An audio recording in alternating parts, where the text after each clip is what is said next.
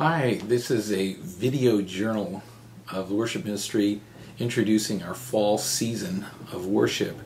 First of all, I wanted to thank you for participating on the worship team. Worship is so much more than music, and it's more than just singing or playing. The worship ministry is really about you and I creating an atmosphere by which we invite God's presence to encounter people in real ways, in personal ways, but also corporately. And so I just want to thank you for offering your gifts, your talent, your time, your resources for that purpose, to say, God, use me, use us as a team to lead people into a worship experience. Once again, you will be receiving in the mail or attached to this video a schedule. Once you receive it, please take some time to highlight, underline, circle, note, however you do it, when you are scheduled to be on a worship team. Diane has done a great job, spent a lot of time taking your input and putting a schedule together. So I really need to stress your commitment is so vital to be there when you're going to play, be there when you're going to sing, be there. So make sure that you take note of that. It is pretty frustrating to always be juggling schedules around, and I understand that people have emergencies. But even as a worship leader, sometimes I'll put together a list based on who I know I have on the team. But if I get a call at the last minute, the person's not going to be there, then that changes things up. So make sure that you make a commitment to following the schedule that's been given to you. And if you can't, as early as possible, please call Diane. You know, one of the advantages of having multiple worship teams is you don't have to feel like you're on each week. But I need to let you know, one of the disadvantages of having multiple worship teams is you can kind of get lax in your commitment. You can say, there's so many other people that play and sing and do things. Listen, that is just simply not the truth. And again, Diane's done a great job of actually setting teams so you're playing with the same people or singing with the same people. A couple notes for worship leaders. First of all, worship leaders, I need to let you know your primary responsibility is not simply to rehearse the group. In fact, instead of just having a worship practice, I want to strongly encourage you to practice worship. In other words, any time during the evening that you're rehearsing, take some time to actually worship.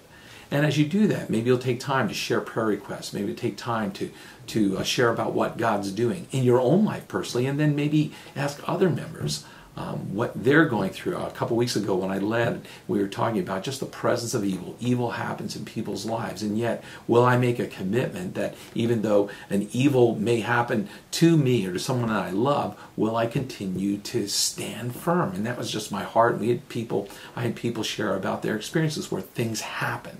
So develop a community during your practice as a worship leader.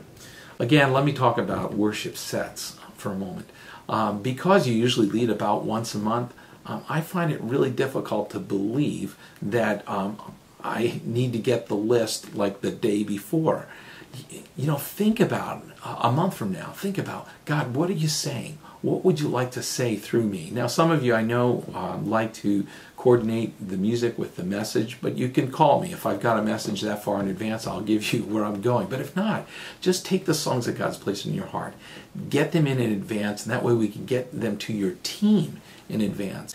For worship team members, by the way, we have really tried to eliminate the need for creating these CDs after CD after CD. If you are at all able, and I know some of you are, once the team list has been set, go online, please, and download it to your MP3 player. And that way, that'll save Diane from having to make up the CDs each week. I know you become CD dependent, but please, we would prefer that you download the songs to your MP3, put them on a playlist, and then use that to sing. If you need the CDs, we will have limited amount of CDs available. A couple special things that are happening this year, as you will note on your list. Both New Year's Day and Christmas Day are on a Sunday. And that's why there's a big blank space as to who will be on the worship. I want to assume that you would or would not be able to be there. If you are, we're having one service. It's at 10 o'clock both days.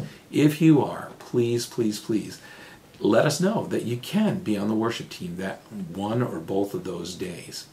We're also planning a Christmas Eve service. And anytime I plan Christmas Eve or we're thinking about doing a Christmas musical, I always do it with fear and trepidation because I never really know who's going to be there.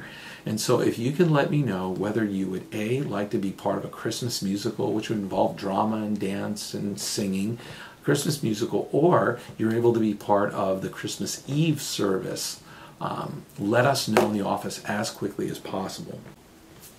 One other note, I think this fall what we'd like to try to do is to do something that would help build community as a team. You know, we've done dinners together, like potluck dinners, and they've been, you know, marginally successful. But what I'd like to do this time is, most of you know that Hillsong has a church in New York City. And I thought it'd be great if we, after a Sunday service, we took the van in, we went, we shared some lunch, went to the 5 o'clock service, and then drove home after the service. I mean, we'd end up getting back here, I don't know, maybe 9 o'clock, and then you'd be home by 9:30, 10 o'clock. So would you please think about that? If you would like to be part of going into Hillsong Church, experiencing the presence of God together, sharing a meal together, or sharing lunch together, let me know, and we'll plan the trip sometime this fall. Again, thank you for offering your gifts and talents to God. You have no idea how it really does affect people in the way you worship God.